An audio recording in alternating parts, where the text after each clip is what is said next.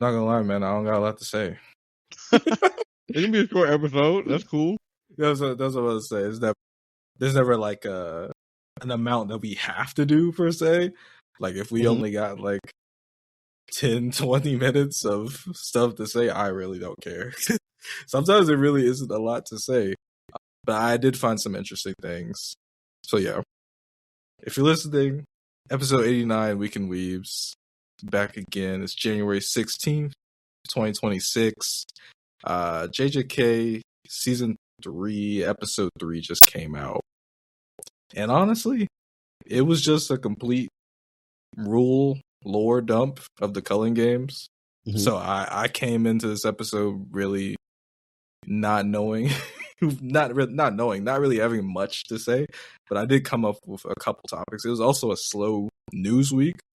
I was like scouring for anything of interest going on, like JJK, anime, just like general topics that I could just like bring up that I could write down. But there really was nothing. It was just a really slow week. Like there's nothing going on. So yeah, how you doing? In general, doing pretty good. Okay. Doing good, man. Okay. You look blurry on my stream. Am I blurry on yours? No, you look regular, man. Let me see. You look like. Is it like wavy? I can see that too. Okay. I don't know. It's the what's her name? Missy Elliott. Missy Elliott. Yeah, man. Okay. No, I don't know. That happened last episode too for a few minutes. I think it'll go away. Okay. But yeah, nothing happened in the last week of interest. Nope. Nothing of interest. Nothing. Nothing. Oh, I got I'm in an interview process for this digital marketing job. So. Oh, that's good. Yeah, but it's more so like a thing I'm just doing until I get a job that I really want. Okay. It's for a school. I don't even know if I'm gonna get it or not, but I'm super overqualified for it. It's by my house, so I'm like, why not try for it? Yeah. Is it like a college or something? It's a private school, high school. They got like paid tuition to get in. Basically a college, low key. Okay. They're known for academics and stuff.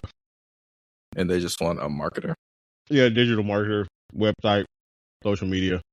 They have like HTML, CSS on there, but I doubt they're gonna have me building websites. Okay. I'm about to say, like, what I'm trying to think, like, what all marketing does a school of that size need? Yeah. I mean, you gotta think people have to apply to go there, so it's like it's like a university essentially. Okay. At the high school level, but they're known for academics. So okay, their sports suck. What is I think average? Baseball is good.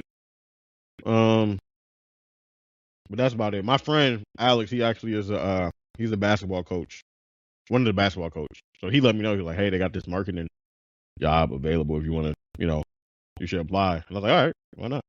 Apply. Okay. See how it goes. That'll be interesting. I've also salary too. So that's cool.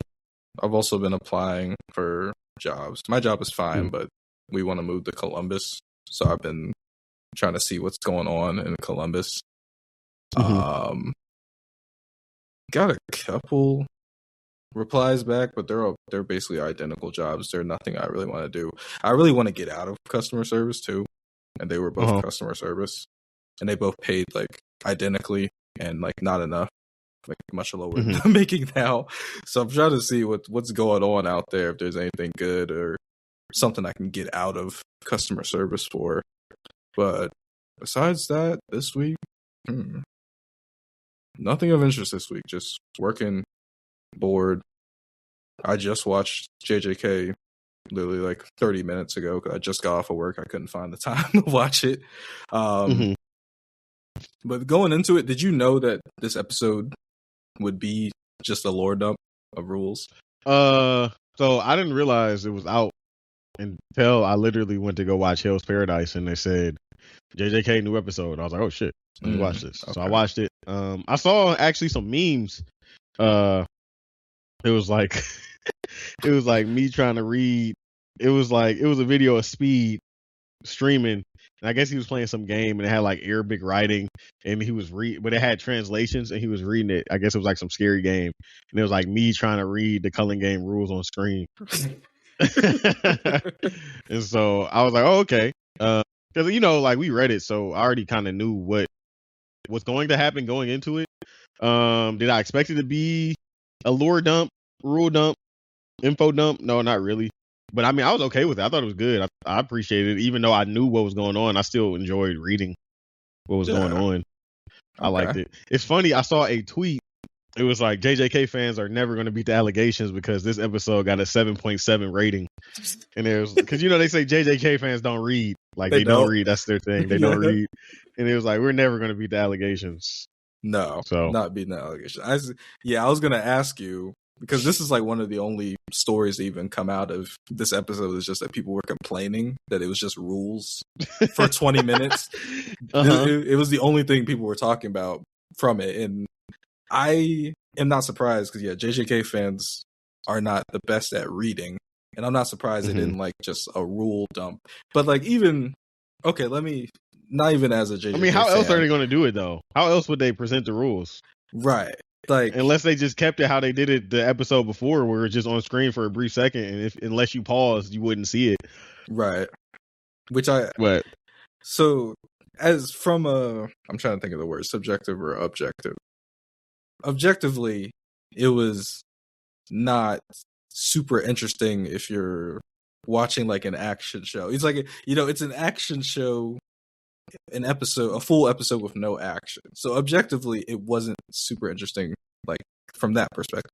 But I think that they actually did really well, and there wasn't a moment where I was genuinely bored, even though I already knew showed the diagrams. rules. They had it displayed. Like the way they presented it should have been enough to keep you interested. To me, I was actually pretty interested. Yeah, and I felt like, I don't know, I like stuff like this. Like, I mean, grass, like we already said, no, not that necessarily. I mean, I do analytic work, right? But I was just saying because last episode I was like, the fighting has to be good because the ending sucked, right? And I was saying the lore and the narrative aspect of the story kind of gets lost, especially once you get to the end and you realize all this stuff isn't answered. But I appreciate things like this because it gives you context to what's going on and it lets you understand the world more. So stuff like this for me, I enjoy when shows do stuff like this. So like, even though it's an action anime, these episodes, I don't want to say interest me the most, but I enjoy them. I like them because they give you a deeper, look inside of what's going on, and it's not just surface value. Like you're actually getting an explanation. Even though these rules are very like self-explanatory, they're very straightforward. Like none of them needed deep explanation or meaning. Like when they said your curse technique will be stripped, so that might have needed more explanation, right? Because you're like, how do you strip a curse technique? Obviously, they said idle transfiguration, and we used to have the old goat of curses. I forgot his name. So is he really the GOAT if I can't remember his name? But I don't know who you're talking about. You know what I'm talking about. He can transfigure your soul.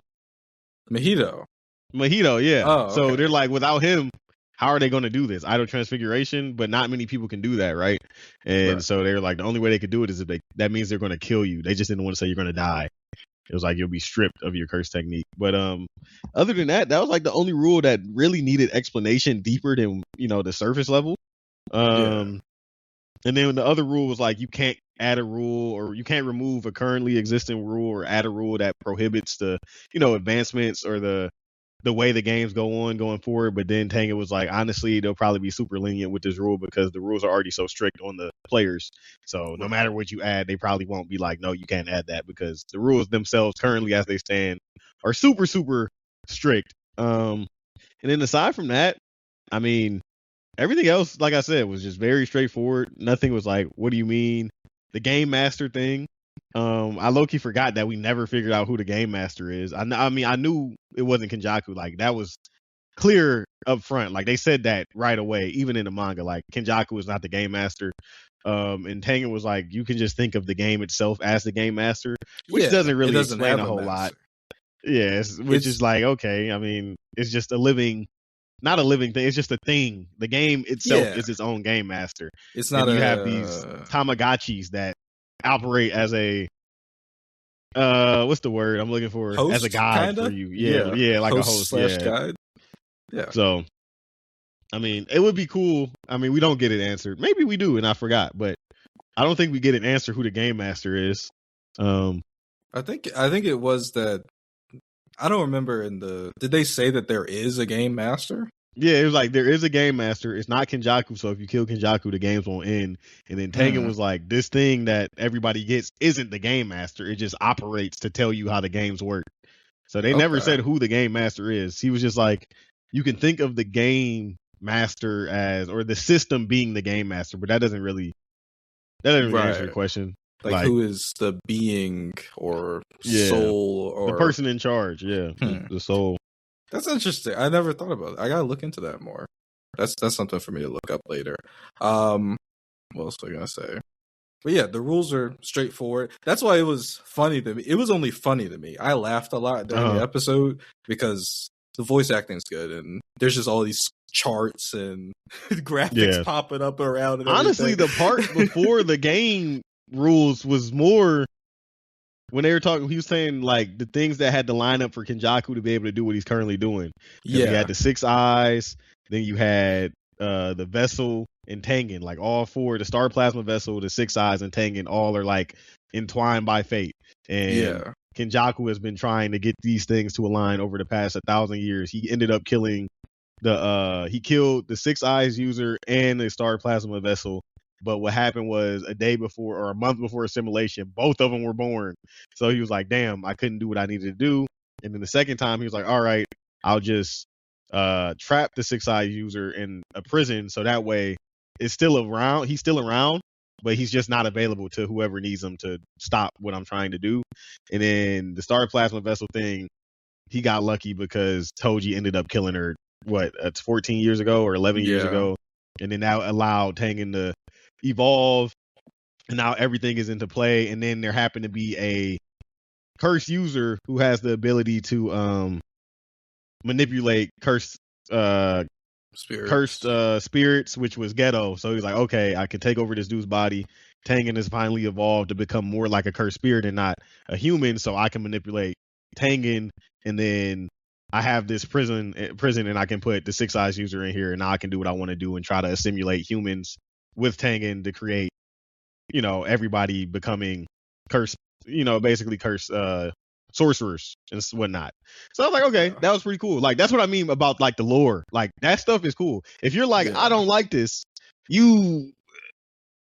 do you just want to watch fights? Like, do you not want any? You know what I'm saying? I mean, yes. I don't know. But you get what I'm saying, though. That's why I'm like, want to watch fights. Yeah. But like, now that we really are talking about it, it really wasn't 20 minutes of rules, because the first half of the episode was literally Tengen explaining Kenjaku and what he's trying to do and why he's trying to do it.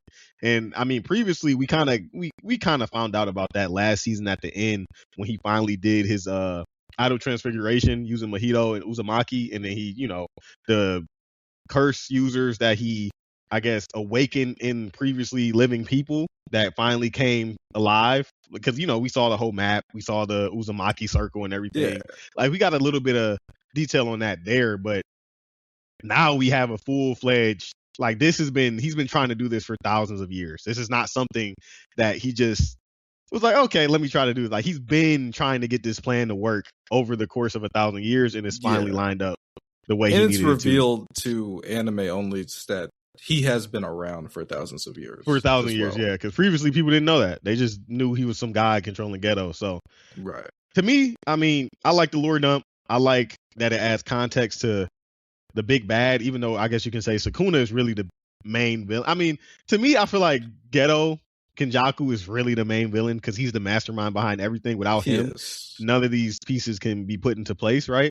Even though Sukuna is viewed as the main villain of the show, I think Kenjaku overall is the puppet master behind the scenes controlling everything.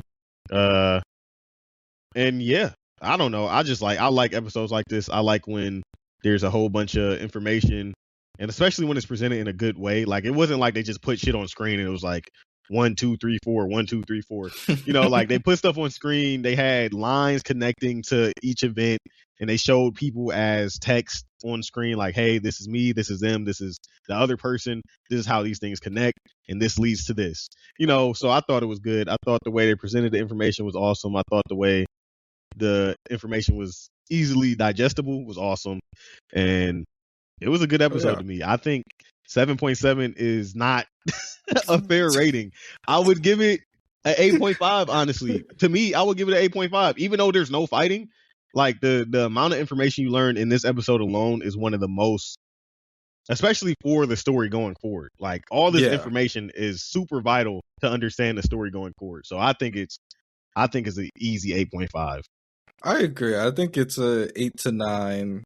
7.5 is kind of ridiculous. Like, even if you want to say that it wasn't super interesting, it was still animated really well. Yeah. Like they didn't slap. And the goat showed up at the end. The goat showed up at the end. Like, Takaba. we get a sneak peek to the greatest sorcerer of all time. They showed him. Come on, bro.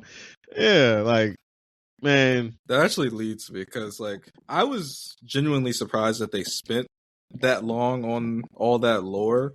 Because what I thought they were going to do directly after this is that little arc with Yaga and Panda when Yaga dies. So directly after that is Yaga dying. And then directly after that is when Maki and Mai get locked up.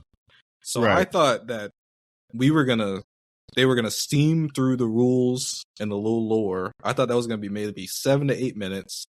And then I thought they were going to do, I don't know, maybe like 10 minutes of Yaga and Panda and Yaga dying. And then I thought they were going to end the episode with Maki and Mai being thrown in that room. But to my surprise, it was not like that at all, which I'm pleased Do you know how many chapters this episode was? I know the pacing was 2.5. What was this? I believe it was 2 chapters. Okay. I will say I don't remember Tengen giving this much information. It could be because we were speed reading. Remember, we were reading like 10 chapters at a time. So I was probably like rushing through. I'm like, Yeah, that's another thing. Like anime only should appreciate this, because when you're reading this, it is really hard to like keep track or even care. Because you're just seeing all this text, just like pages of text. Yeah. And when you're binging it, it is hard to actually keep track of all these rules and different details. And when you actually get into the Culling Game, you're gonna appreciate having this, because it's just gonna be all action from here on out. Yeah, literally, it's all action. Yeah, so you're not gonna have any like, oh, what's going on, or what are they doing? You know, you'll know what's going on. But yeah, since this episode was mostly just Culling Game stuff, I made a little quiz. So I want to know. Okay. I want to challenge you real quick. I thought it would be fun to do. These aren't all Culling Game rules. Most of them aren't even Culling Game rules. So I thought that would be silly. So are you ready? Yeah, I'm ready. We officially launched the Weekend Weebs Patreon. If you've ever wanted to see the unedited, ad-free video version of these wacky discussions, where you can actually see our faces, that is now available exclusively on Patreon. Plus, if you sign up, you get episodes 2 days earlier than everyone else. And for the manga readers, I'm doing weekly solo deep dives into JJK Modulo and Kagurabachi chapters that you won't hear anywhere else. Check the link in the show notes to support us. Now let's get back to the show. Spent like 20 minutes on this, I think. Okay. Question number. You know what? Oh wait, I need a timer as well. I'll give you. What's a good number? 30 seconds. Is that a good number for each? Okay. Question? How many questions are there? There's 17. Okay. So basically 8 minutes, 8.5 minutes. Is that too fast, or is that enough? No, 8.5 minutes to answer 17 questions. You said 30 seconds. Yeah, 30 seconds. Sounds pretty good. Question. If I don't know the answer, I don't know the answer. Okay. All right, I'll start it. Granted, I didn't study. I just watched the episode. So this is going to test how well I can retain information. So let's do it. Okay. How many points must a player score to add a rule to the game? 100. Correct. Not including the initial points they have. Ooh, extra point, bonus points. Question number 2? What is the name of the Culling Game mascot and rule setter that accompanies every player? I don't know. I just call him Tamagotchi. Okay. Is it a Tamagotchi? What is it? No, it's not. Well, his name is Kogane. I don't know how it's actually pronounced, but Kogane. Yeah, I just say Tamagotchi because it's like, you know what a Tamagotchi is? It's like everybody got their own little Tamagotchi, bro. And it says the rules on there. Everyone's got Pokemon. Yeah. Okay. Kogane. Okay. Question number 3. What are the 4 types of players that we see in the Culling Games? Sorry, my dog's barking. Hey, come down. Somebody's walking outside my apartment. So you have normal people. Obviously, that's not their car. They're normal people who they only Diamond, come down. You have curse users, curse spirits, or sorcerers, curse spirits, regular humans, and then I don't know what the 4th would be. I know that's not like the title of them, but no, I'll accept those. The 4th is I don't know, normal people that stay in the game. That's a tough one. Reincarnated sorcerers. Oh, okay, reincarnated. It was sorcerers. I feel like that's encompassed as sorcerers, though, right? Like, okay, yeah, that's not official. I freestyled out. Okay. But I was right about the sorcerers, the cursed spirits, and normal people, right? Yeah. Okay. Number 4. What is the name of the reincarnated sorcerer that almost killed Panda? This is not. We haven't seen this yet. Not in the show, you know. Okay. Farmer era. Goat. Kashimo. Yes. I would have taken both of those as an answer. Okay. Anywhere. If I know what you're saying, I'll take it as an answer. Number 5. Okay. This one is actually kind of difficult. Name 3 players that successfully added a rule to the game. Megami, Yuta. That's one. Megami, Yuta, Maki? If it's not Yuta, it's Megami, Yuta, Maki, I want to say. I'm going to have to fact check that one. Oh, what's her name? No. Did the reincarnated sister make a rule? Yeah, because she had enough points, right? Yeah, that's one. Okay. And then Megami? Or you're saying Megami is technically tied to his sister? No. Oh, okay. Megami didn't do it. Yuta did it though, right? I don't remember if Yuta made a rule or not. See, I feel like Yuta made a rule so they could use like phones or something. I think he did too. You're right. Okay, yeah. Sounds good. And I had Kashimo, Higurama, and Megami as my 3, but there. I think Yuta was up there too. Okay, this one's low key. This was a deep one. So I missed one. I only got 2. Okay. What rule did Kashimo make? He made the rule where you can see the players' info. I think you can see how many points they have, something like that. Okay. I just looked this up. Okay. Iori Hazunoki is a reincarnated sorcerer and a minor character in the Culling Games arc. What is his curse technique? And I'm going to pull up a picture because he's a really minor character. Okay, here we are. What is his curse technique? It'll pop up. What is this guy's curse technique? Oh, I can't see him. He's not on the screen for me. Oh, you can't see him? Oh, yeah, it's just the page. I gotta share it. Hold on. Share this tab instead. I do not remember this guy. Was he with the coupon guy? He was with Reggie, yeah. Okay. I don't know. I don't know what his power is. He got clapped by Megami though, right? He just fought Takaba. He fought Takaba. I'll give you a hint. He fought Takaba and he fought Kenjaku a little bit. Does he put like holes in walls? See, that's so. He doesn't do that, but it's okay. I'll just tell you, he rips off parts of his body. He can turn his body into a bomb, basically, like different. Oh, okay. Like he rips them off, and then they can turn into bombs. Yeah. Okay. Very deep, very demolition deep man. Ball knowledge. Yeah. Okay. Number 7.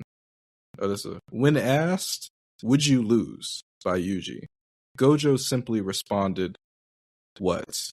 Nah, I'd win. He's like, no, Jeopardy. that's not what he. Is that what he says though? Nah, I That win. is what he Is that says. what the actual? Nah, okay, I that was the win. actual Yeah. translation. Okay. What Because is? you know, Nah, one thing I win. did see, they were like, another thing about JJK fans is they just read leak to leak, and I feel like, Oh yeah. did we read leak to? No, because we were late, but I don't know if I was reading the official translations, but I think I was. I know once we got closer to the end, we were reading leaks, but Yeah. I mean, closer to the I don't end, know. we were reading leaks before recording. They dropped, yeah. We would record. We would read the leaks, record based off the leaks, and Leaks, then read the actual thing. But I mean, it was a tough market. It was a tough game. Everyone is JJK fans, and not even just the fans, the creators too. They spoil so much stuff, so it's like it's difficult to actually be ahead of the game or to talk about stuff and then not be irrelevant because people already have the answers because they already read the leaks. Even though for Modulo, I'm not reading the leaks, but I did get spoiled this week, which was annoying because someone just like posted up just a straight up spoiler on YouTube, like on Shorts, and I saw it and I was like, "Is that real? I hope that's not real." But yeah, creator etiquette, it's a real thing, guys. Creator etiquette. Spoiler warning. Yeah, man. Number 8. Out of Yuji's peers at Jujutsu High, can you name 2 that do not appear in the Culling Game?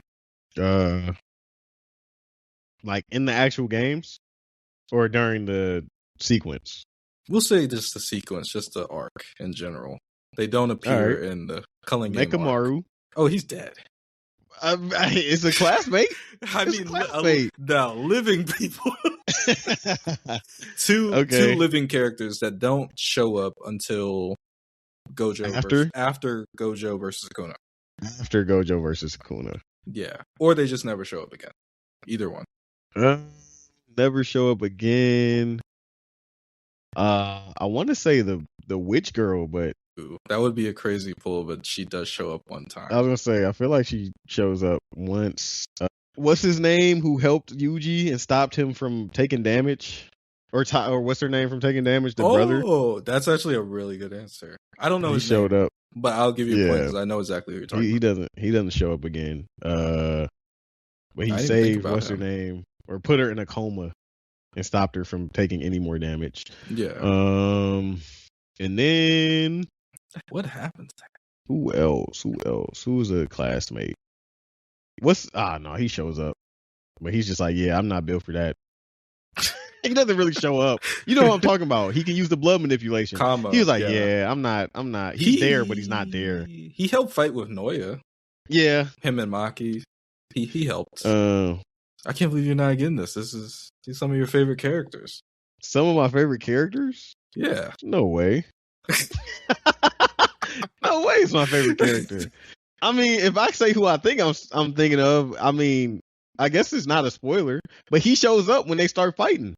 But he's not in the Culling Game. His best of friend. Okay, yeah, okay. Yeah. I guess, okay, because you kind of threw me off when you said after they fight Sukuna, or you're saying after Gojo fights Sukuna. So after Gojo fights Sukuna, they show, okay, yeah, so yeah, why can't I think of his name? But you know what I'm talking about. Yeah, Toto. Yeah. Toto, yeah. I had Toto and Nobara who don't appear, and Inamaki. They don't appear in the Culling Game. Yeah, okay. I was gonna say her too, but I'm like spoiler. I'm not trying to spoil it. I mean, it's not during the Culling Game, so it's not. You're right. It's not during the Culling Games. It's after. Yeah. And I gotta remember we already talked about this, so it's not really even a spoiler. Like, yeah. If you're an anime only listening to this, you just don't care about spoilers. Cause I'm not. Yeah. I'm not about to. Well, or maybe they do care about spoilers. They just don't want to see it. They just want to see animated. You know. No, but I'm saying if you're anime only and you're listening to this podcast. Oh yeah. Have to not care about spoilers. I feel like. Because I'm not about to. And Inumaki, who's Inumaki? What does he look like? He has cursed speech. Oh wow, he okay, yeah. Okay, yeah, because he shows up after with the phone. Mm-hmm. And they throw it at. I ain't gonna lie, bro. That was an air ball. Wait, what was an air ball? When they threw the That phone whole at Sukuna sequence? and I mean, it Yeah. works for a brief second, right? It froze him for like a split second, and then what? Yuji got a black flash off, I think. No, that was when Yuta was in Gojo's body and they were in a domain expansion clash. Oh, and he was trying to do a purple on him, right? Because didn't he throw it and then he misfired after he paused him? Or I think so, yeah. But Yuta's plan, the plan was Yuta to use a purple on him, right? Yeah. But Yuta couldn't do the purple, right? And then, but he ended up doing a purple. It just didn't do any damage. It didn't do a damage, yeah. Like, I don't remember if he, I can't remember if he wasted the phone pause or not. Mm-hmm. That I can't remember off the top of my head. I know Sukuna was surprised by it, but I don't think it did as much as it did enough.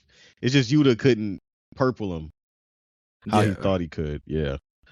But yeah, okay, yeah. Because that is after the Culling Games.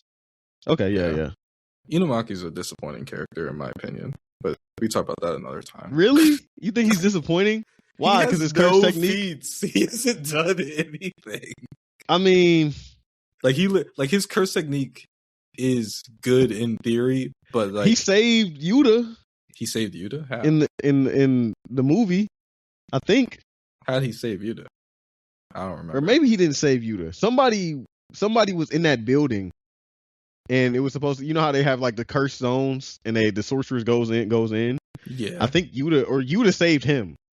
Something happened. Remember, Inumaki was fighting, and the curse spear was way stronger than it was supposed to be, and they let him go in there, and he was using his curse speech, and then his like voice got real bad, and then I think maybe Yuta showed up and saved him. Somebody showed up to help him. That would make more sense than Inumaki showing up to save him. Showing up to save you, yeah. But Inumaki's his upperclassman though, right? They're the same year. Okay. Yeah, they were both freshmen technically. But you know what I'm talking about though, from the movie, right? Yeah, I know what you're talking about. But he's just like I don't know. I mean, his voice his throat is dry. He has no W's. Like no W's. Every time he fights, he just ends up bleeding out his mouth. Like he doesn't do anything. I mean, his technique is his body limits his ability. Yeah. Like he's not strong enough for his technique. Like Yuta uses his technique better than he uses his technique. But he has a megaphone. Yeah. So it's like not his throat. He's using a megaphone and talking into the megaphone. So it's a cursed item or a cursed tool. And whereas his vocal cords are the cursed tool. Like, I don't think that's fair. Get your vocals up. I don't know. Do some singing lessons. Train your throat. Yeah. Do some vocal exercises. Get some auto-tune. I don't know. Like, what is going on? He doesn't. Inumaki, I guess he is. Yeah. So, yeah. You know who I think would really been cool to see during this arc? Mechamaru. That's true. I think he would have been really cool during this arc. He also would have been very useful. Yeah, very, very useful, especially with the robots in different colonies, and they can communicate with the robots. Yeah, they have communication. They just wanted a new body. Yeah. Wanted a Dr. Miami. That's what happened. Okay. Man, they shouldn't have killed him off so fast, bro. I agree with that too. And he thought he had a dub. He used the simple domain, right, to stop the Yeah, but it didn't matter. Yeah. And he was considered special grade with all that built up curse energy, right? Or a grade 1 sorcerer. I think they had him. Kinjaku said that he was like teetering on that level, I think. Yeah. Of being special grade. Hey man. Every dog has his day. All right. Yeah. Next question. Okay. The second half. Number 9. Angel is an ancient sorcerer with the ability called Jacob's Ladder. Hugh, my Baltimore's come out. Who is the human they inhabit? Hannah? Correct.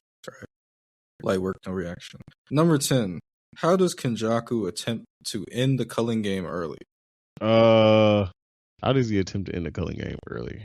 I don't know. I just remember him and Yuta fighting. Didn't he try to do it then? He was in the middle of trying what he was trying, and then Yuta showed up. Takaba showed up. Oh, okay. Takaba showed up. Yeah. Super. He was in the forest, like using like a baby, right? Something with putting Tengen in a baby? Was he not trying to put like Tengen in a baby or something? No, that's when he gave Sukuna the little baby Tengen. Oh, okay. When he transferred the trigger to him. But no, I'll just tell you, he was just trying to kill everyone. That was the gonna be the trigger for it. He had to kill all the players. All the players? Except him, Sukuna, and Megami, right? Yorame. Yeah. Oh, Yorame. Megami technically was the player name. Oh, yeah. Let me see. Number 11. How was he gonna do that? Well, he was assuming that Sukuna was gonna kill all of like the students and Gojo. Oh. And then he was gonna kill everyone else. All the reincarnated sorcerers and curses and stuff. Number 11. How many eyes does Tengen have? 4. No, how many eyes and how many mouths does Tengen have? He has 6 eyes though, right? Does he have 6 eyes? 6 eyes, 2 mouths? Are you talking about Tengen? 4 eyes, 2 mouths. Oh, we're talking about Sukuna? No, we're talking about Tengen. Tengen, yeah. Tengen. He definitely has 2. You just watched this. Yeah, I know. He has 4 eyes for sure. 4 to 6 eyes. I think it's 4. In 1 mouth. Yes. I that's real quick. He has 4 eyes, or she has 4 eyes on one mouth. Oh yeah, it did say she. Also, one thing about this, at least in the manga, I thought they made it seem like it was like multiple voices talking at once. I feel like that too. Yeah, I feel like that was said. Like when he speaks or when she speaks, it's literally multiple people talking. Yeah, simultaneously, like reverberating or something. Yeah. Whereas I think Yuki mentioned though. He was like only yeah. He didn't say it in the anime though.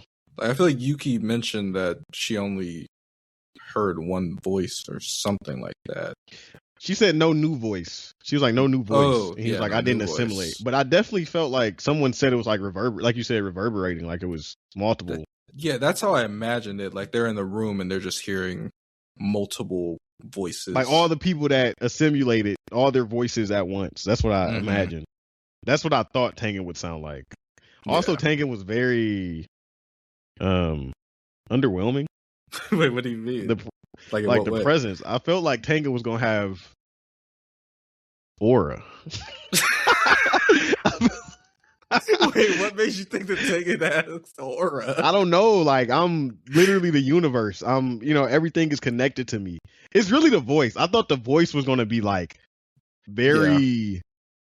I agree with you there. I thought the voice, you know what I mean? Yeah, I thought the voice was gonna be like stacked. Like it was stacked and very either deep or like I am, like kind of like Shinran.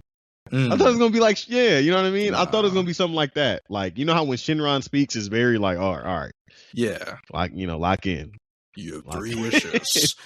Yeah. So I was kind of underwhelmed by that. Because I knew Tengen was a woman, but I didn't think Tengen was just gonna be white. I thought they were just gonna be white. I thought maybe like gray. I don't know. I thought it was gonna be. I don't know what color. Just like yellow, like highlighter. Something. Maybe like alien gray. Maybe like an alien gray, like not just greenish. Yeah, greenish yellowish, like moon. Yeah, I think the voice thing was the only thing I was expecting that I didn't get. Yeah. Okay. Question number 12. What type of insect does Yuta make out with during the Culling Games? Grasshopper? No. I'll give you another guess. Spider? No. Ant? No. That's your favorite insects. No. It was a roach. It was a roach. Okay. It was disgusting. Question number 13. What character does Yuta say is stronger than him when he's fired up? I gave you a hint on the gender of the person already. Ask the question again. What character does Yuta say is stronger than him when he's fired up? Oh, the person with the gavel. Higurama? Takabe. I was gonna say Higurama. Okay. Did you not say Higurama? It's not Higurama. Takabe? No. That's a comedian. Right, I know, yeah. What does he say? It can't be Megami. Hell no. No. Okay, I'll give you a hint. It's a upperclassman. Hakari. Yes. Okay, yeah. That was my first guess. I don't know why I didn't say that. I feel like we know that, though. You said what? I feel like we know that. Like, I mean, I guess he could say it, because why not? People always debate, but, they don't read. It's fine. Yeah. they swear to Fidel Yuta is stronger. It's fine. Okay, this was kind of hard. How old? Question number 14. How old is Takaba? 28. I'll give you one more guess. Am I close? He's in the 30s. Oh, 35. Yes, 35. It was just funny that they had that in the episode. Number 15. Noya comes back as a curse after being stabbed in the back by what character? Very close. Yes. His aunt. Okay. I would have taken his aunt, Maki's mom. Number 16. Noya's curse. Yo, that was crazy. He was crawling on the ground. She said, ah. Yeah, she just fell on him. I need to see it animated because I still can't interpret whether it was on purpose or not. Mm-hmm. Like, I can't, because her throat was cut by Maki, but I don't know if she fell on Noya on purpose and stabbed him. Because, like, how do you, like, I guess you can accidentally stab someone. Nobody liked him, really, right? Yeah, he was. Well, the women definitely didn't like him. Yeah. No one liked him. Yeah. But, like, I just want to know, was it on purpose? Or was it just, like, she was carrying a knife defending herself, she's walking around, bleeding out, and she just happens to fall on him? Like, I just need to know. Okay. Second to last question, number 16. Noya's curse form resembles what body part? A vagina. That was too quick. Bruh, it's too jarring, bruh. It was way too quick. Number 17, last question. Megami passes out after fighting Reggie. What character saves him? Is it Hannah? Yes, it is Hannah. She's in love with him. There you go. Yes, she is. Did we ever find out why? Doesn't she look? He looks like or did he meet her as a kid? Right? Yeah. And yeah, okay, I do remember. Yeah, they met as children, and then presumably never spoke again. But in anime, you meet someone once and then you just fall in love with them. Yeah, you just for 10 years. Okay, that is all my questions. I feel like you did pretty good. Yeah, I mean, I did all right. Yeah, I remembered a lot. Yeah, you did remember. No notes. I don't even take notes. No. I did. Did you have any questions for me? Obviously, I couldn't make a quiz for myself because I would. Yeah, because you're making. Yeah, you're right. Yeah. I guess. Oh, I saw a comment that said this is part. I didn't realize this is part 1, and there's a part 2, and then the person told you that they're going to be making a movie for Sukuna versus Gojo, right? And then the final season is. Oh, that one comment. Yeah, I did read that because there was only like 2 comments on that one. Yeah, that person said that. I don't think they know for sure. I think they were just there's going to be a movie hoping for that and saying that. I know, yeah. But this does say part 1 though. This does say Culling Game part 1 though. So right, yeah. But I don't know if they're doing 12 and 12 or 13 and 13. I don't know that for a fact either. Okay. Yeah, but I do know it's Culling Game part 1 and part 2, like they did last season. Really. Is Hell's Paradise not like, because we kind of are both lost on like what's on what's going on. Like I kind of have an inkling of like, okay, I remember some stuff, but I was kind of lost myself. Like I don't super lost. Okay, it's fine. We can talk about Hell's Paradise a little bit after this. I don't have much to say about that either because I need to I need a refresher. I was thinking about looking up like a YouTube video or something. Maybe someone did like a recap. Joelle was telling me the last episode from season 1. I want to say Gabi Maru. Is that his name? The main character? I think so. Yeah, he lost his memory because when he was using his Tao, that ability. That they kind of remember at the end of the season 1, they figured out like there's another. It's like yin or hockey or like their power system is Tao. Yeah, you can access your Tao. He was like he used too much of it and that like made his brain forget. Like that's why it has lost his memory. Like he'll gain it back eventually, but that's why it's like I don't really know what's happening, what's going on. And the other thing I remember is that the guy without the eyes who we saw talking to the 2 girls, he fought like some God. You remember that? Like he barely won and he got away The guy at the without the end. eyes. Yeah, like his eyes are cut so he can't see. He's blind, and he has the girl. I think it's a little girl. It might be a boy. That's the little with him. girl That's like my master. That's like from that island. No, not the pink hair girl. The black. She's girl. like tan. Well, not. He was like my master. He was like, I'm gonna follow my master because she was like, yeah. And it might be a boy. It could be a boy. I think it's a girl. I'm not sure though. I think they're very a girl. androgynous. Yeah, they're a girl in my head. But yeah, I don't have a whole bunch to say about Hell's Paradise. I mean, it was a cool episode. Yeah, it looked good. It was good. Fighting was pretty good. Don't know what's going on story wise. That's all. And then I don't got much to say. I'm be honest. I gotta do a recap. I got nothing. I'm sorry. There's also so many animes coming back. Yeah. Too. I was like, dang. I know you don't watch Frieren. That's a good show though. It's really popular. And then something else came back.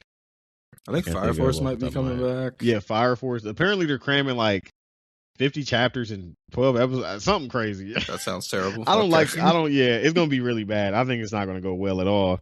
I'm not a fan of Fire Force, really. The fan service is just a little bit too much. I like the first couple seasons. Because there's a girl, her power is literal fan service. Doesn't her clothes like pop off all the time? Yeah, her clothes pop off, and it gives her the chance to like not get damaged or something. It's literally it's just fan service. It's the dumbest power ever. Like it's stupid to me because I was watching it, and it was like one episode where the main character was fighting some guy, and like it looked like it might have been like some abandoned building, but he was trying to save her. And the fight was super intense, very serious. And then in order for him not to die or to lose, her clothes just came off in the middle of the battle and just miraculously saved them. And I'm like, well, that just killed all intensity. You know what I'm saying? Like, okay, well, that just kind of ruined the moment. Like, it was, you know what I'm saying? It was super intense. Like, it was very super serious. Like, actually, it was super serious. And then that just happened. I'm like, what is this? Like, why am I watching this? Like, that's funny. This shit off my screen. You know what that kind of reminds me of them? That kind of reminds me of Naruto and MHA both did it, but in Naruto, oh yeah, at the end in Naruto Kaguya, when he's a sexy jutsu, in order for them to win, the sexy harem jutsu was used to beat her. Like, okay, haha, call back to Naruto, but it's like, all right, bro. I mean, first off, I don't even like Kaguya as a villain. I think her being introduced was one of the worst things they could have did, to be honest. And having Black Zetsu like backstab Madara and change the tablets, I thought that was lame. Because it's like you gave us this whole idea this whole time that Madara was behind this and that the Uchiha clan and the Senju clan, like they've been at odds with each other since the beginning of time. Come to find out, no, Black Zetsu just went into the archives, wrote some shit on a stone, and all these people believed it because nobody knew the past. And then later in the future, once Madara is able to acquire all 10 Jinchurikis and create the 10-tailed beast and do this infinite Tsukiyomi. Is that what it is? The infinite Tsukiyomi? What is it? Yeah, the infinite Tsukiyomi. And then Black Zetsu's like, psych, I wasn't with you. I did this for Kaguya, this person you never heard of in life. Except for, and she's from the moon. Yeah, and she's from the moon, an alien, and she's the real bad guy here. Like, what? Yeah, it was really bad. I feel like why it was are we all doing just this? A setup to do Boruto. Boruto, yeah, and it's just like, bro, get this shit off my screen. But like, I don't know, man. Like stuff like that, bro. I don't like that. I don't like that. And it's just like, I don't know about Modulo, but I see there's aliens now too. People are aliens. There's aliens coming to Earth. There are aliens. Like, what is up with, and it sounds crazy, right? Because it's like, it's fiction. Like we talked about this last episode. It's fiction. None of this is real. But bro, stop introducing fucking aliens, bro. I don't want to hear You don't like aliens?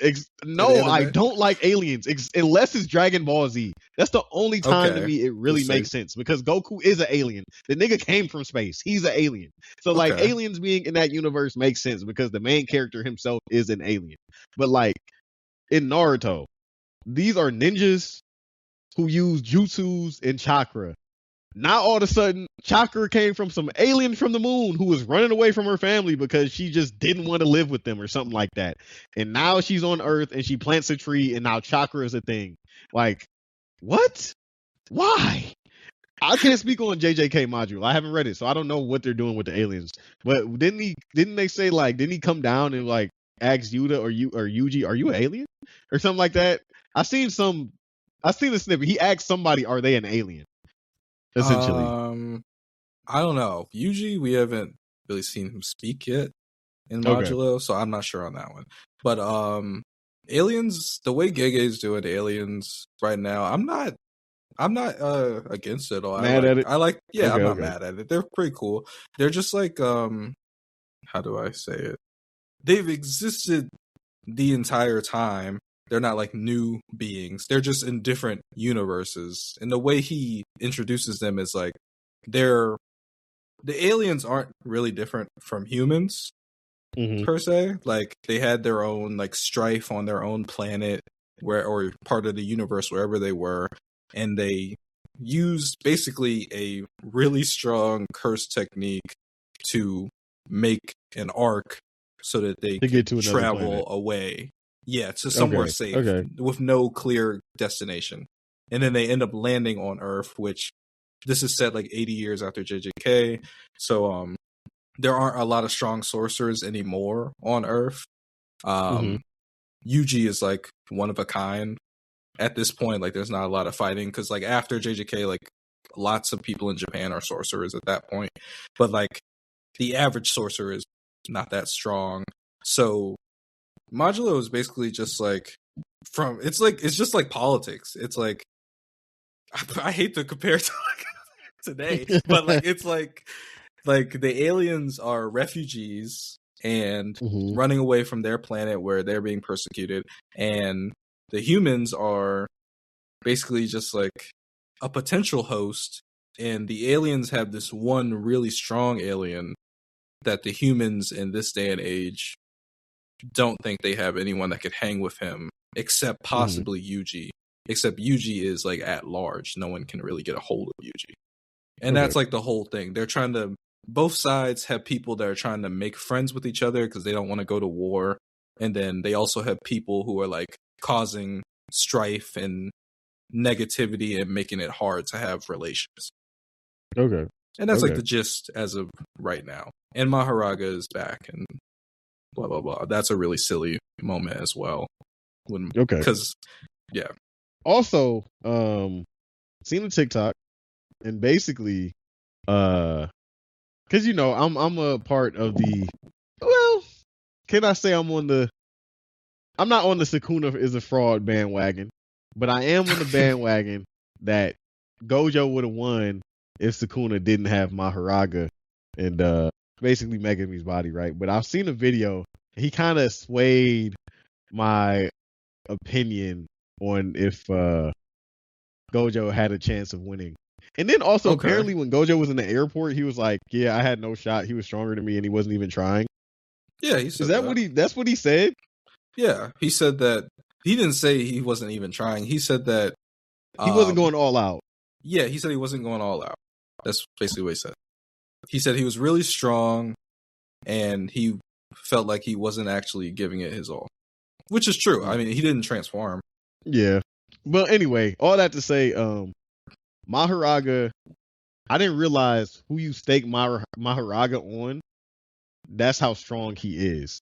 He said something about like somebody basically said like if you stake a curse spirit on someone's soul, it basically proportionally gets stronger based on that person's curse energy. And I gotta probably rewatch the video, but basically he staked Maharaga on himself. Because remember, he was like, I need you to figure out how to beat Infinity. And he couldn't do it. And then he was like, all right, I'm gonna stake you on myself instead of Megami. because he was staked on Megami, and then Sukuna staked him on himself, and then he instantly figured out how to beat Infinity, like immediately. I gotta rewatch the video and make sure I'm reading into it correctly. I get what you're saying. But basically he was saying like if Sukuna had put Mahoraga and staked him on his own soul, Mahoraga would have been 100 times stronger than the Mahoraga that was staked on Megami soul. Basically saying like there's a direct correlation to strength based on who is controlling or who is, I guess, calling out the specific cursed spirit. So that like, makes sense. Let's say the dogs, for instance, like if Megami calls out the dogs and then Sukuna calls out the dogs, Megami's dogs might be level 10, Sukuna's might be level 100. Like basically, and we saw that with when Sukuna first came out, he used Nu, which is the bird one, and it was like as tall as like a building, like a skyscraper. Okay. And Megami had never done that before, is because Sukuna was stronger than Megami. But did he use the bird at all? Sukuna, no, he didn't use the bird during Gojo. No, I mean Megami. Gojo. Oh yeah, Megami used the bird. Okay. So yeah. Okay.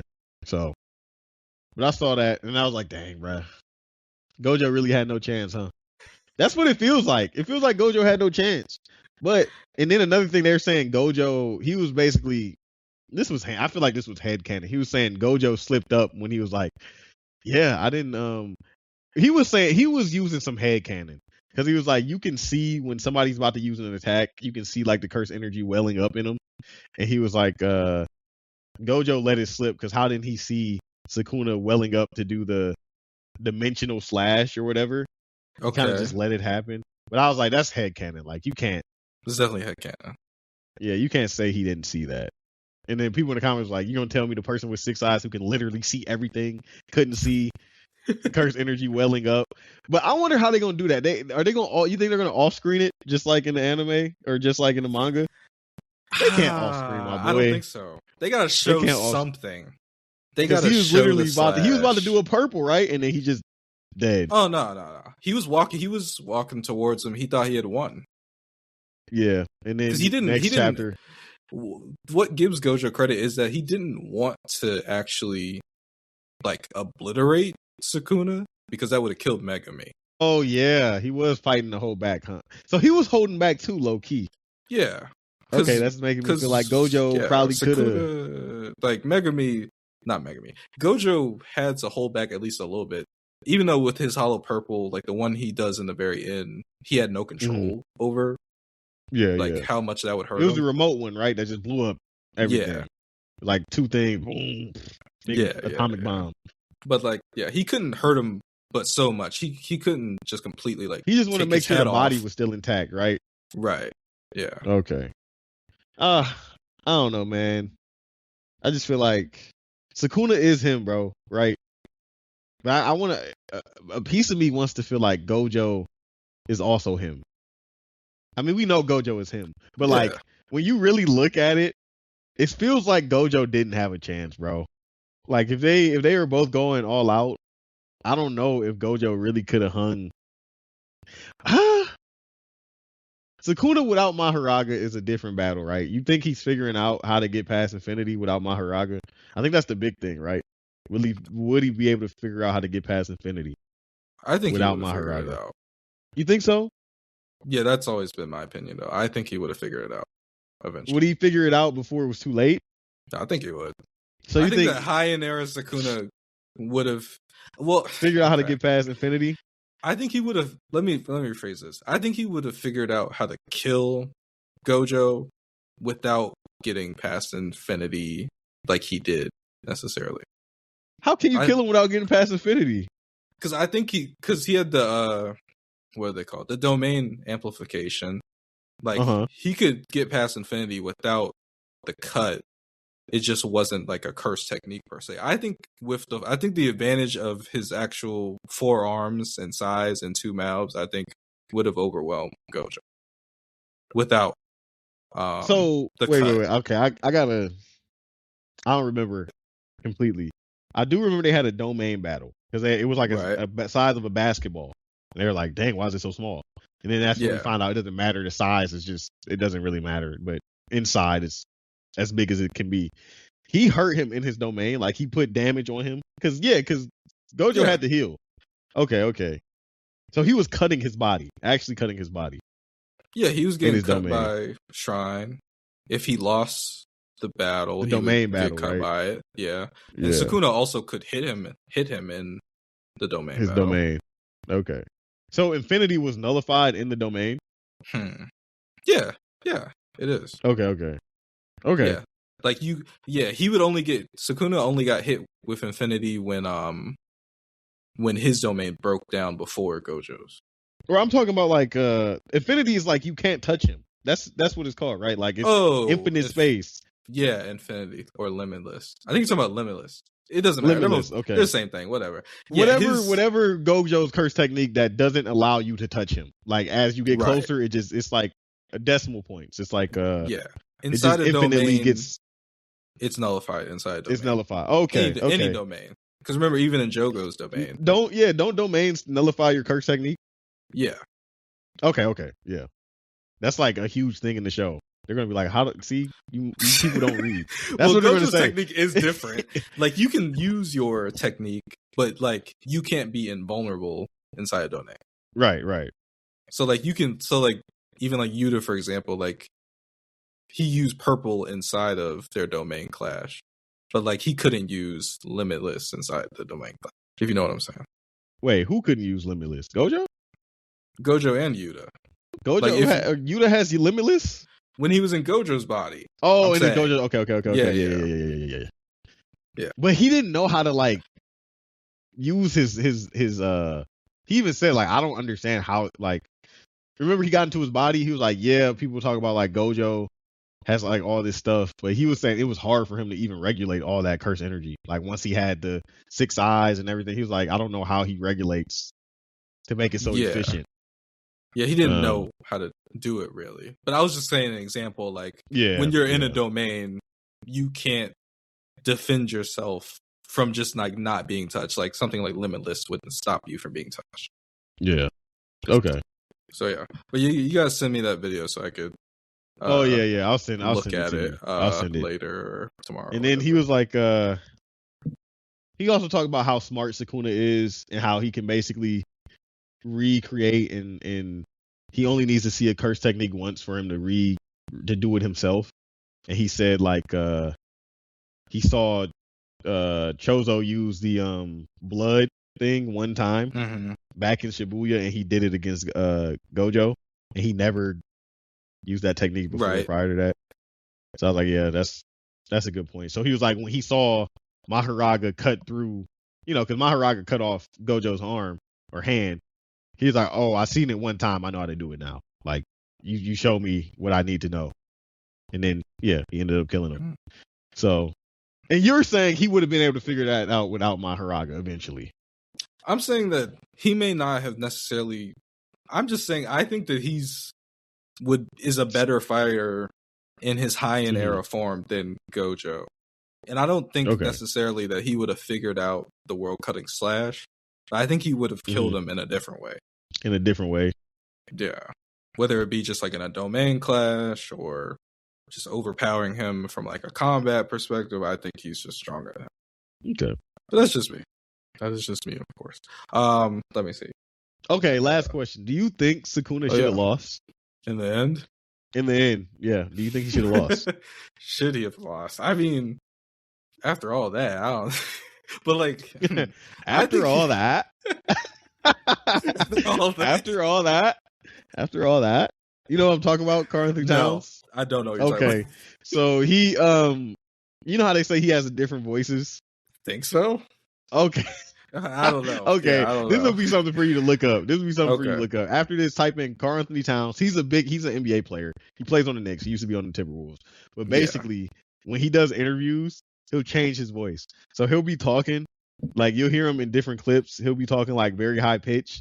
And then when he gets an interview on the court, like after the game, he'll make his voice super deep, like, we were just trying to do our best, play as good as we can. And then it's him on a podcast, and he's talking, and he was like, after all that, like he said it Bro, what is his voice, bro? Like you be changing your voice. Like it's so That's funny. funny. It's so, but it's like multiple clips though. This is not just one. So like you can find like a plethora of clips of him just like having different voices. It's crazy. It's crazy, but That's funny. yeah, that's the only reason I said that. That's like me showing Mariah videos of Michael Jackson. Jesus. Michael Jackson using his deep voice. Yeah. I'm like, see, look, that's not his real voice. He's just playing around. He's got a deep voice, I'm telling you. That's what it's like. Okay. But I forgot we were in. I was saying, do you think Sukuna should have lost in the end? Oh, I think he should have lost because I can't. Again, like when we were saying last week, like Sukuna isn't the type of person to let anyone to else not try, win. Right? To let somebody win, right? So all right, I'm not saying he let them win, but I'm saying like, obviously you didn't make the show. You're not the author, but given everything that happened and what we know about Sukuna and his abilities, his powers, and I just don't. I feel like if it wasn't for the show being about Yuji and his friends, essentially, I don't think Sukuna loses.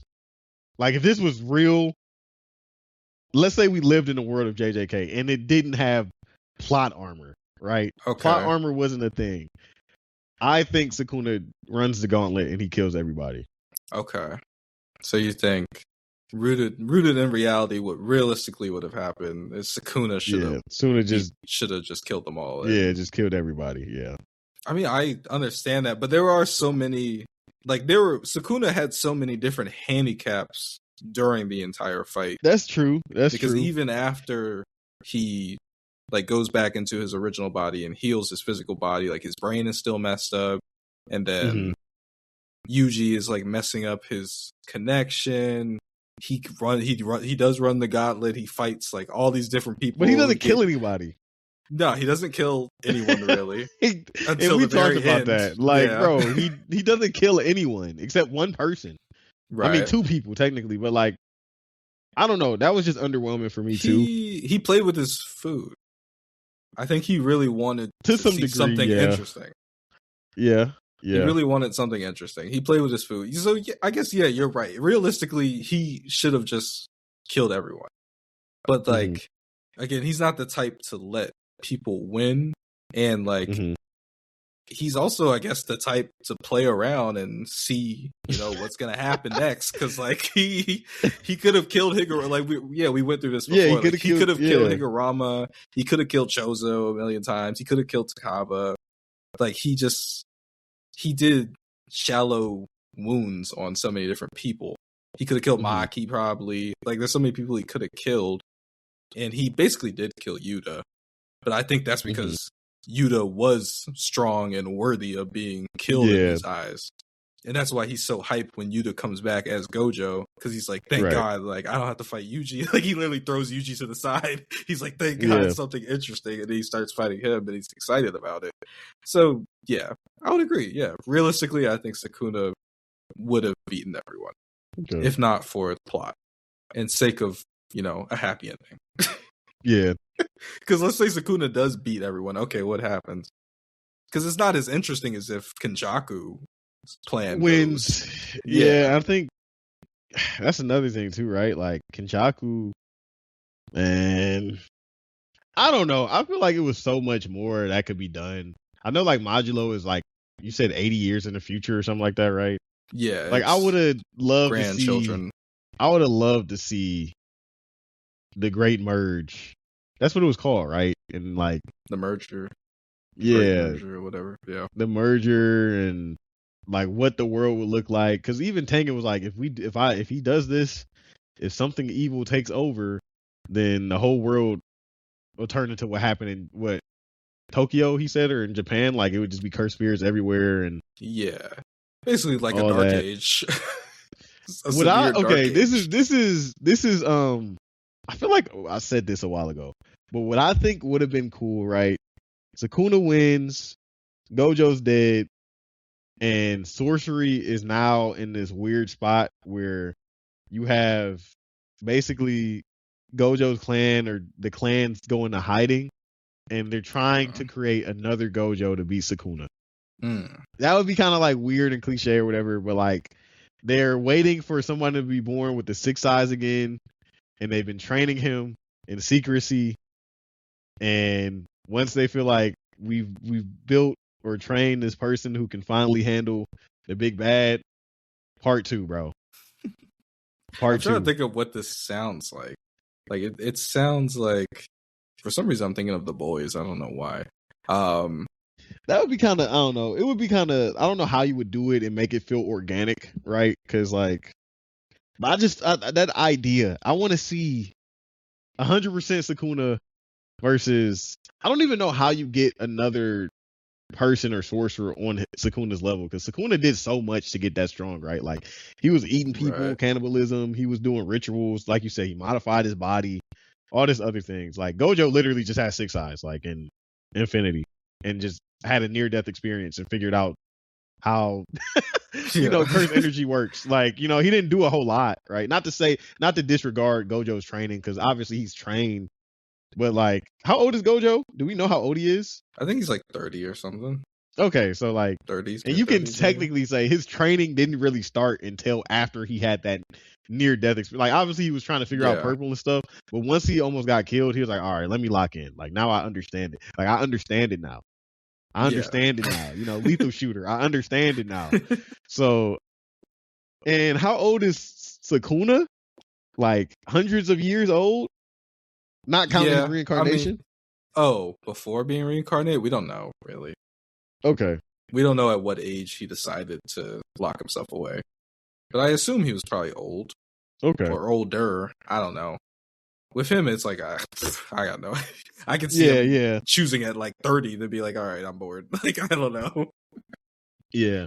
It's kind of like, you've seen The Matrix before, though, right? I actually never watched The Matrix. Okay. All right. So, but you know of The Matrix, right? You know what it is. Okay. Essentially, these robots, I don't know if it's aliens, but basically, technology takes over the world. It causes humans to essentially live underground and hide against the robots, because the robots are just trying to basically make Earth like a giant computer. And so they live underground and they hide against the robots, and they have like these civilizations, but they can go into the Matrix, because the Matrix use humans as fuel to like power their technology. I don't know if you ever seen videos of them like sitting in a chair and then they got something connected in the back of their neck. It sounds familiar. That's how they link into the Matrix. And inside the Matrix, you can think of it as like infinite Tsukiyomi. You know how like when everybody goes to sleep, they're in their own little world. Yeah. Whereas in the Matrix, instead of everybody having their own little world, everybody's connected in a computer world, and you're living life normally. So a lot of people don't even know they're in the Matrix. It's the metaverse. So like, yeah, basically, yeah. So a lot of people are just living their day-to-day life. But Morpheus, he's played by I forgot his name, but the black ball guy with the glasses. I know. Neo is Keanu Reeves. So he's like the red pill or the blue pill, right? He asks him, and then he's like, if you take the blue pill, you can get out the Matrix. If you take the red pill, or it might be the reverse, like you can stay here and live your life normally, right? So a lot of people don't know that they're in the Matrix, but there's a select few people who live underground outside of the Matrix who can jack into the Matrix and try to find people who they want to help escape the Matrix so they can fight back against the robots. But basically, that's kind of like what I was thinking of it as, like cursed spirits take over the world. You have some sorcerers who are strong enough to kind of just chill out and do whatever they want, like Sukuna. But for the most part, most of humanity has to go into hiding, and they're trying to figure out a way to regain control of the world by beating these things. So I guess that's how I could say I would imagine it kind of working. Like, okay, Gojo's dead. Now we have this period of time, like Dark Ages. Her spirits are just. It sounds like MHA, but like the past when like what's his name? When All for One was just ruling over. Okay. Yeah, that's kind of what it sounds like. So yeah. So I don't know. I don't even know. Does Sukuna even want to rule the world? Like, what is his goal? No, he does not want to rule the world. I think his goal is literally just to be stimulated. I think I honestly think that was his only goal. Okay. To fight strong people. And with no strong people to fight, I think he's just like... Okay. So that was just his goal? I think, to fight strong people. I think that he once taunted or... He's Goku. I think we said this before. He is like Goku. We've said this. We literally, he's Goku, but... Evil. Yeah. Evil Goku. He's literally just Goku. He taunted once, like, oh yeah, I'm going to kill all you guys and then I'll start the merger. Like, he said that, but I don't think he would actually do it. I feel like he was just trying to motivate them. I don't think he would actually start the merger. Okay. But I don't know. All right, that's kind of it. I have no more questions. Okay. JJK discourse. It's always fun, right? Always great. I got one more JJK related question, unrelated to the Culling Games. This is the only other thing I could find that people were talking about. And I don't want you to even think about this yet a lot. So without thinking about it, what race do you think Hakari is? Where's he from? Japan, right? You're thinking about it already. What race is he? He just looks like I think he's Asian. Are they not all Asian? They're all from Japan. Okay. I mean, Asian people have... I've seen a picture, he had like dreads, but Asian people, they yeah. I've seen some Asian people with dreads. I've seen Asian people with dreads, yeah that's what I'm saying. That. They participate in, how do I say this? Culture appropriation. Yeah, they participate in culture appropriation. But like for them, it kind of doesn't matter because like their population doesn't really have any black people in it. Mm-hmm. So it's kind of just like what they're seeing on the internet and like TV and stuff. But like there's no one around to actually like be upset about. Yeah. Because I've seen it with dreads, cornrows. You know, they do like things where they twist their hair to make it to give it the texture of of like our hair. Like they'll spin it and then keep it in and take it out, and it'll make it like 4C texture. So, but yeah, I think it's Japan. I think they're all Japanese or Asian. Oh, wait, sorry. I thought I was sharing this. Okay, so you saw him and you thought that he was Asian. Yeah. Well, I'm not mad at you. I don't care. Right, yeah. I mean, he looks Asian to me right here. Look at his eyes. Okay, that sounds crazy. That was crazy, actually. That sounds crazy. That sounds crazy. That sounds crazy. That sounds crazy. But, like, he looks like an Asian guy. Does he not look Asian? I can see, I can see Asian as well. So, okay, it's just funny. I think I'm also getting thrown off because this is one of the first pictures I saw of Hakari where he looks like right, this. Yeah. I remember when they showed that, they were like, that's Hakari? That's supposed to be Hakari? Who the hell is that? But even then, he looks Asian. From the side, like, he just has...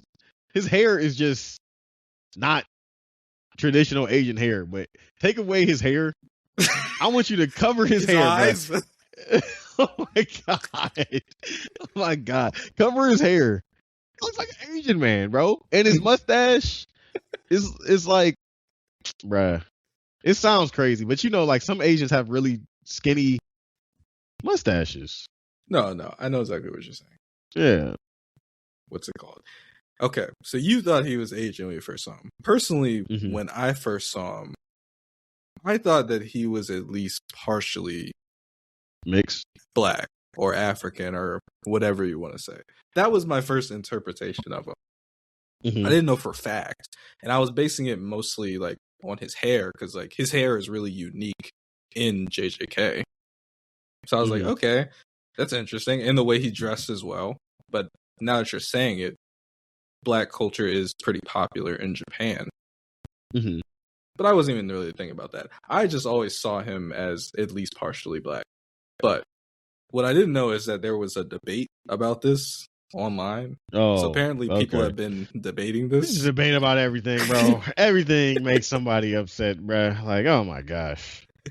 So people were debating this, and apparently 2 weeks ago, or like a week and a half ago, there was a post that someone made, basically like a fake news saying that Gege did an interview confirming that Hakari was black, or at least partially black.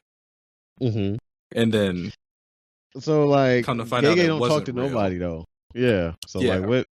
Come to find out, it wasn't real, and then people started debating it, and I was just unaware that people thought, because I always saw him as black, so I was unaware that people thought he wasn't black. And then finding out that people thought he wasn't black, I was just like, okay, well, this will be interesting. I just want to know what Jason thought upon first seeing him. I mean, the only black guy the only person I ever thought was black was Miguel. Well, yeah, he is very black. Yeah. But other than that, there's nobody in JJK who I even had an inkling might be black.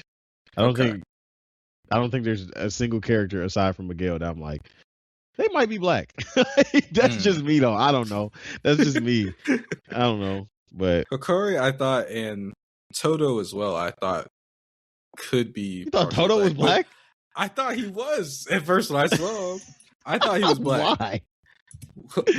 Because he likes pogs. That's part of it. But like, I don't know, just like look at him. Like I thought he could have been partially black. I saw him first in the anime because season 1 I didn't read the manga. I feel like he looks kind of blackish to me. He looks like a Yakuza lackey, or like a Yakuza, some guy in the Yakuza. Can you explain how he looks like a guy in the Yakuza? Type in Yakuza on Google. Is it the video game going to show up or actual Yakuzas? You're saying he looks like these guys? Why are they all in their underwear? Oh my god, it's like the Japanese mafia, bro. Yeah, I know who they are, but like, yeah, but look at the game. I mean, give him some tattoos. Go back to him. Go back to Hakari. I mean, not Hakari, Toto. Okay. Put some tattoos on him. Go to this. Yeah, that's a good picture. Go to press triangle, or that's a triangle. Hit the X in the right corner. Oh, this? Yeah, and click on the picture, 3rd row, 5th column. That this one? Yes. Looks like he could be in the Yakuza. I could see it. Okay. Now give him some tattoos. Yakuza, yeah, bro. He looks less black in this frame. Okay. But you see what I'm saying? He looks like a buff bodyguard, like. Yo, he kind of looks. He kind of looks like the guy from Scarface. Okay, the main character. No, the Manny. Okay. Hold on. I just watched that movie. Where did my shit go? Man, he kind of looks like Manny from Scarface. I could be pulling shit out my ass. I don't know. Hold on. But do you see it? Yeah, I can see that. Yeah, I can see that. Yeah. I can see that. Okay. But black, no, I don't see black. Okay. Me no black. Me no black. Me no black. Me no black. Me no black. Me no black. We no black. Okay. We no black are Dominican. We no black. I just wanted to know your opinion on that because I know people were debating that. I personally didn't care whether he's black or not. I don't. Same. I don't expect black people in anime. Representation is like they're in Japan, bro. Like, yeah, everything doesn't need representation. Can we like? Obviously, representation is good. I'm not saying representation is bad. Representation is great. Representation should be a thing, right? I'm not saying it shouldn't be, but I feel like people get upset about lack of representation in things where there shouldn't be representation. Like, bro, this is a school in Japan. Why would there be, you know what I'm saying? Like, yeah. Not to say there's no black people in Japan, but like, if I'm watching the show, it's placed in Japan, high school, and I don't see a single black person for a couple seasons, I'm not like, why aren't there any black people? I mean, well, I don't know, bruh. How many black people are in Japan in high school? Let's see. Let's Google that. Let's see the percentage. What is the percentage? Okay. What is the percentage? Okay, you Google it. Yeah, you Google it. Percentage of black people in high school. That's really specific. I don't know how in Japan. Get that one. Oh, almost did it on the wrong site. Almost left the thing. Maybe like black population under 18. Okay, yeah, let's do black population in Japan. Yeah. Black population, not adults. 0.02% total population. Okay, that's the total. 0.2%. Now let's see black population in Japan under 18. I'm sure it's like 0.00000. I doubt they'll have that number. But... Yeah, they don't have this specific number. It just says general estimate Black residents at about 0.02%. Total population is just very low number. So it doesn't even say the percentage under 18, but like I'm sure point under 18 zero, is even less than that because most yeah, black even people less in than Japan 0.02. are probably But you see what adults. I'm saying, bro? But it'll legit be people upset about lack of representation in something, given the place that whatever said thing is in is there is no representation. So why would there be representation? They're gonna be like, oh, it's fiction. Okay, well, I'm sorry. You know, I don't know. You know what I mean? Like, like, I don't know, man. No, I don't know, man. I'm with you there. I don't expect to see black people in anime whatsoever, but like it's completely up to the discretion of the author. Like, right. for example, like Bleach is also set in Japan, I'm pretty sure, or fictional Japan at least. And there's some black characters in Bleach. What's her name and her sister? Oh yeah, there Yorochi or whatever, and then the one captain. Guy. Yeah, the one captain. Yeah, and I think Chad might be Mexican or something. I can't remember what he is. Right, but yeah, there's some. But that's they got a lot of Spanish stuff like Hueco Mundos and all that other. Yeah. So they have a lot of Hispanic and stuff. Representation in that. Up to the discretion of the all that author. to just say, like you said, discretion of the author. I'm for representation. I just don't think representation has to be there. I know a lot of people be like, you know what? I'm just going to decide to stop talking. Because I don't know. I don't know how this is going to be taken, and I'd rather not. You know what I'm saying? Point. Yeah, I'll just leave it. I'll just leave it. You'll hold that point. I'll just leave it at that. I'll just leave it at that, man. I would rather. You sounds like you're trying to continue the point. No. I feel like you know what I'm going to say. You know what I'm going to say. I feel like you know what I'm going to say. But anyway, I have no idea. Honestly, I have no idea. Okay. I'm just. That's all I'm saying. All I'm saying is that sometimes representation can be. People ruin things by saying there is not enough representation, and that can be true in certain situations. But in anime, bro, in shows, in TV, I feel like, bro, everybody doesn't need to be represented. Not saying that you don't matter, but like you said, going into an anime, I'm not watching an anime saying where the black people at. You know what I'm saying? Like, I'm not saying that because it's an anime. It's in Japan. They don't see that many black people. My only thing is if you do represent, you got to think about the creator, like their experience in real life. And my only thing is if you do decide to represent me or represent my people or represent a group of people, represent them correctly, right, in a good light. I feel like that's when I feel like people should be upset about that, not the representation itself, because some people would just be okay with being represented, and it could be the worst representation. I agree. Of the group, but they're like, oh, at least we're in there. Like, no, don't put me in there or put my people or whatever I identify as in there, and it's not at all what it really is. You know what I mean? So, like Mr. Popo, right? Like, but granted, I don't know if he's even human, but like, right. Like but he's a racist cartoon. Yeah, that's what he's meant to be, and he's a servant, and he.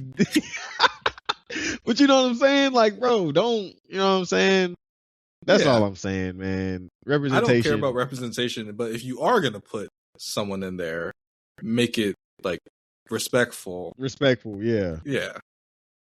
Like, do it some justice. Like, that's why people like Bleach and Tight, because his black characters that he makes, like, they all look cool.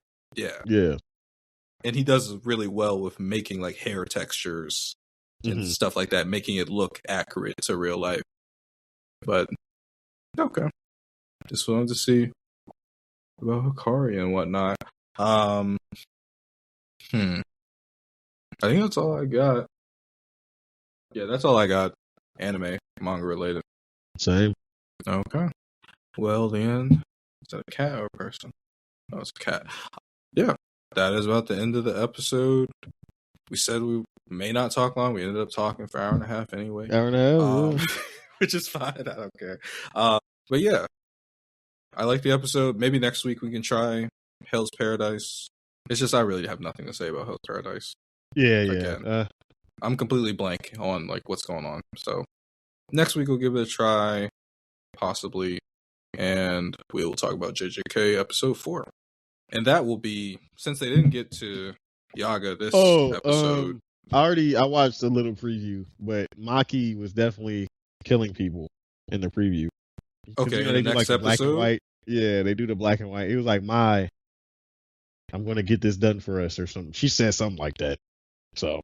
Okay. So then they're going to they're going to speed faster. They're going to pick up the pace then from this episode, because they're going to go through the Yaga thing and then get to Maki. I don't think they may span Maki over 2 episodes, I hope. I feel like that would be too quick. Okay. Sounds good. Yeah. Shout out to everyone who listened. Peace out. Peace. We officially launched the Weekend Weebs Patreon.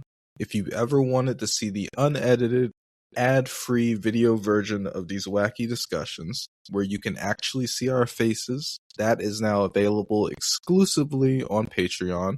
Plus, if you sign up, you get episodes 2 days earlier than everyone else. And for the manga readers, I'm doing weekly solo deep dives into JJK Modulo and Kagurabachi chapters that you won't hear anywhere else.